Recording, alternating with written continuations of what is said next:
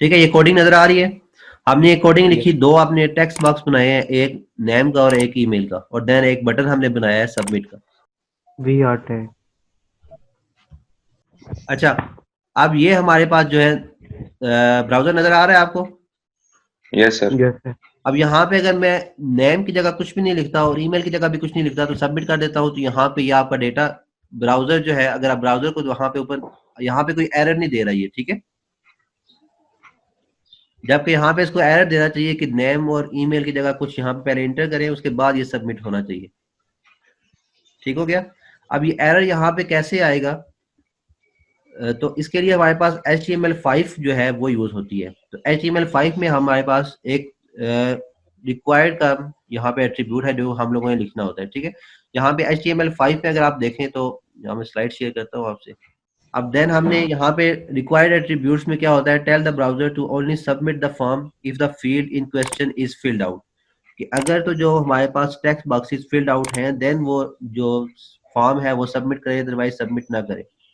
तो हमने उसको लिखना कैसे है, जिसमें यहाँ पे आप, तो ये जो हमारे पास ये मेन आपका कोड है कि input type equal to text और नेम इक्वल टू नेम, तो आप यहाँ तक तो लिखते थे। देन उसके बाद आप लोगों ने ये रिक्वायर्ड का जो एट्रीब्यूट है ये आप लोगों ने साथ लिख देने। इससे क्या होगा कि जब तक आप यहाँ पे कुछ लिखेंगे नहीं वो आपको एरर देगा। यहाँ पे नाम का जो मैंने यहाँ पे कोडिंग की हुई है उसके साथ मैं यहाँ पे साथ लिख देता हूँ कि ये रिक्वायर्ड जो आपकी फील्ड है वो रिक्वायर्ड है, ठीक है। और ईमेल के साथ मैं रिक्वायर्ड नहीं लिखता। इसको मैं सेव करता हूँ, देन अगेन मैं ब्राउजर में जाता हूँ। तो अगर मैं यहाँ पे नेम की जगह कुछ इंटर नहीं करता और सबमिट कर देता हूँ, तो यहाँ पे देखो नाम की जगह अब यहाँ पे please fill out this field ये आ रहा है। इट मीन्स तो जब हमने रिक्वायर्ड एट्रीब्यूट लगा दिया तो अब यहाँ पे ये मस्ट है कि इसको इंटर करना ही करना है। अब यहाँ पे नाम की जगह अगर मैं यहाँ पे नाम इंटर करता हूँ सुहेल, और ईमेल की जगह मैंने कुछ भी इंटर नहीं किया, और ईमेल की कोडिंग में अगर हम देखें तो ईमेल की कोडिंग में हमने जब यहाँ पे हमने एक कोड लिखा था, तो यहाँ पे ये जो लाइन हमने लिखी हुई है ईमेल की, यहाँ पे भी हम लोगों ने रिक्वायर्ड का एट्रीब्यूट नहीं लिखा हुआ। इट मीन्स के ईमेल अगर हम एम्प्टी भी छोड़ देते हैं तो यहाँ पे ऐसा कोई इशू नहीं होगा। अब यहाँ पे अगर ईमेल में भी हम रिक्वायर्ड लिख देते हैं तो फिर ये दोनों मस्ट है कि दोनों आपके यहाँ पे शो होनी चाहिए। इसको मैं सेव करता हूँ यहाँ पे अगेन। अब वो प्लेस होल्डर में जो भी हम वैल्यू लिखेंगे, अगर हम वैल्यू इक्वल टू कुछ लिखते हैं, लाइक मैं यहाँ पे अगर मैं लिखता हूँ value equal to please enter, अब मैंने इसको सेव किया, यहाँ पे value equal to please enter your name.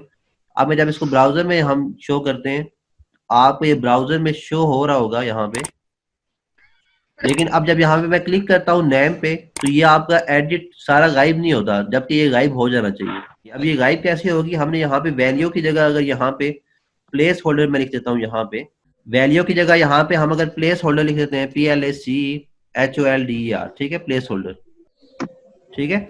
इसको मैं सेव करता हूँ अगर, और देन हम अगेन ब्राउजर में जाते हैं। तो अब यहाँ पे जब अब आपका अभी भी आपका प्लीज इंटर योर नेम लिखा हुआ आ रहा है, लेकिन जब आप इस पे क्लिक करेंगे तो ये आपका गायब हो जाएगा। अब यहाँ पे आप अपना जैसे ही नाम लिखेंगे तो प्लीज इंटर योर नेम आपका यहाँ से डिसअपीयर हो जाता है। तो प्लेस होल्डर का जिनको नहीं पता था ये फायदा है कि प्लेस होल्डर और वैल्यू में डिफरेंस ये है कि वैल्यू आपकी वहां पे लिखी रहेगी, और प्लेस होल्डर का ये है कि जैसे ही आप क्लिक करेंगे कुछ लिखेंगे तो वो आपको जो प्लेस होल्डर की जगह वैल्यू लिखी हुई थी वो डिसअपीयर हो जाएगी, ठीक है। देन उसके बाद ये कुछ रेगुलर एक्सप्रेशन है। रेगुलर एक्सप्रेशन क्या होते हैं कि आपने यूजर को रिस्ट्रिक्ट कर देना है कि उसमें जो डेटा हो वो जस्ट इतना ही होना चाहिए। लाइक ये एक रेगुलर एक्सप्रेशन लिखा हुआ है यहाँ पे अगर, तो ये pattern equal to A to Z लिखा हुआ है कि आप जो इस इनपुट में जो भी लिखेंगे वो A से Z तक आपका इट मीन्स के अल्फाबेट्स होने चाहिए सारे के सारे। और जो दूसरा आपको यहाँ पे ये आपका जो फील्ड है ये शो करती है, ये जो आपकी ये शो करती है कि आपके अल्फाबेट सब के सब होने चाहिए, वैल्यू क्या क्या होगी। और जो दूसरी आपकी ये जो पैरामीटर्स हैं ये शो करते हैं कि आपकी लेंथ क्या होगी। अगर मैं यहाँ पे 0 to 20 लिख देता हूँ इट मीन्स कि अगर कुछ भी ना लिखा हो तब भी वो अलाउ है, और अगर कुछ लिख देता हूँ 20 तक तो फिर भी अलाउ है। यहाँ पे मैंने 1 to 20 लिखा है तो इट मीन्स के कम से कम आपका एक अल्फाबेट मस्ट है कि इंटर होना चाहिए। अच्छा, स्पेशल कैरेक्टर के लिए भी हम यहाँ पे फिर उसके लिए हम रेगुलर एक्सप्रेशन लिख सकते हैं, ठीक है। वो अभी हम देखते हैं कि वो कैसे लिखेंगे। अभी अगर वो जो हम लिखेंगे देन उसके लिए जो स्पेशल कैरेक्टर आप लिखना चाहते हैं वहां पे ऐड होना चाहते हैं वो आप वन बाय वन लिख सकते हैं। वो कैसे लिखेंगे वो अभी हम देख लेते हैं। ठीक है, अब यहाँ पे प्लेस होल्डर में लिखा था, उसके बाद यहाँ पे अगर प्लेस होल्डर फिलहाल मैं खत्म कर देता हूँ, पैटर्न इक्वल टू, तो स्टार्टिंग में आपने बताना है कि स्मॉल लेटर्स में ए टू जी यहाँ पे शो होना चाहिए। अब यहाँ पे हमने स्मॉल लेटर में लिखा है तो इट मीन्स कि आपका जो इनपुट यहाँ पे शो होनी चाहिए वो स्मॉल लेटर में ही होनी चाहिए।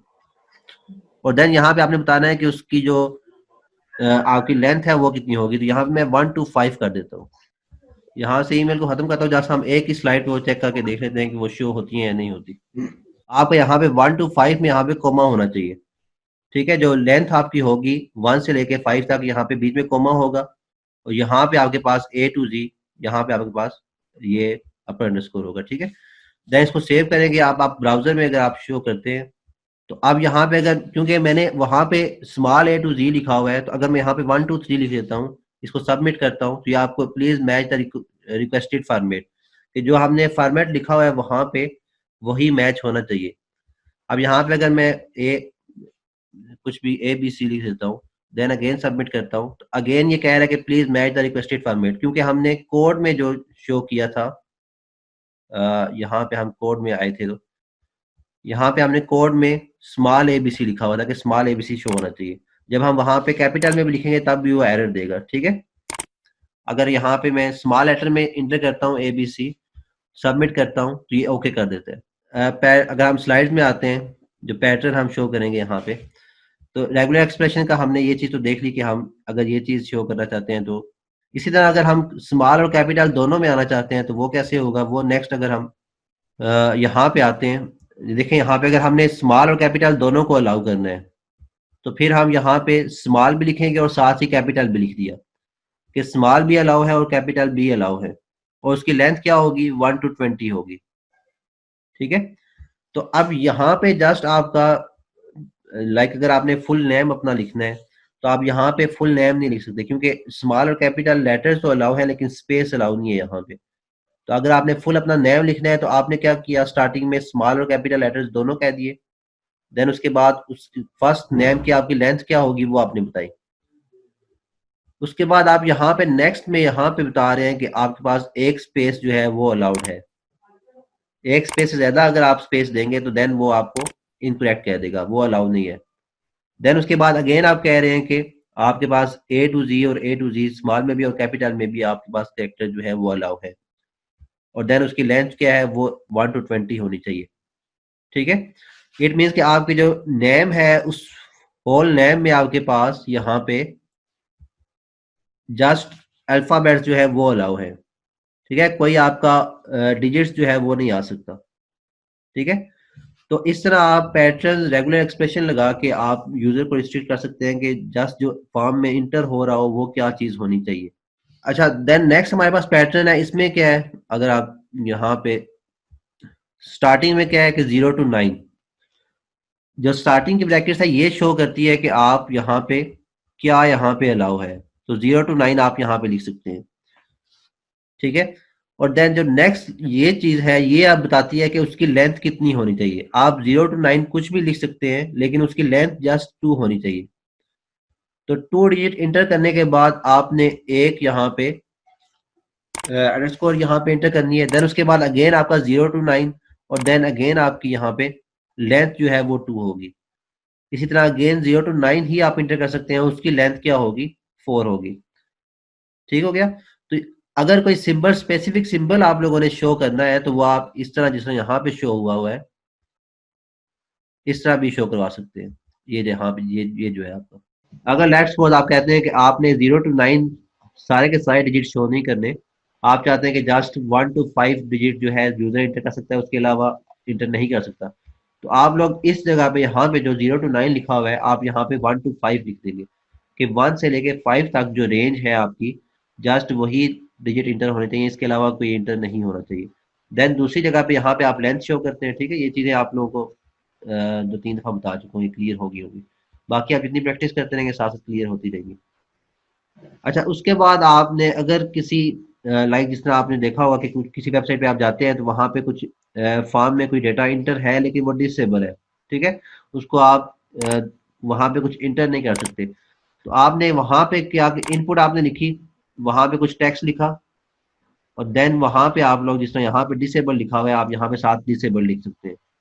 डिसेबल से होगा क्या कि आप कि वहां पे जो भी टेक्स्ट लिखा हुआ है वहां पे यूजर कुछ अपनी मर्जी से नहीं लिख सकता। लाइक अगर यहाँ पे नेक्स्ट हम यहाँ पे आते हैं, तो यहाँ पे अगर आप देखें तो आपको ये जो वी आर यहाँ पे CIIT वर्चुअल कंपस लिखा हुआ है, अब ये डिसेबल है। ठीक है, यहाँ पे आप लोग कुछ भी अपनी मर्जी से एंटर नहीं कर सकते। ऐसा डेटा जो कि आप लोगों ने आप लोग चाहें कि आप लोग जस्ट यूजर को शो करवाना है, जस्ट रीड ओनली हो, राइट ना हो। ठीक है, राइट के आप लोगों ने वहां पे परमिशन नहीं देनी, तो देन आप लोग वहां पे डिसेबल कर देंगे। अगर मुख्तलिफ फील्ड होती हैं आपकी, वहां पे आप क्लिक करें तो आपके पास पूरे का पूरा कैलेंडर भी आ जाता है। अभी आपको कोड नजर आ रहा है कि नहीं आ रहा? नजर आना चाहिए। इनपुट टाइप इक्वल टू, यहाँ पे मैं डेट कर देता हूँ, और नेम इक्वल टू यहाँ पे चलो कुछ भी कर दे।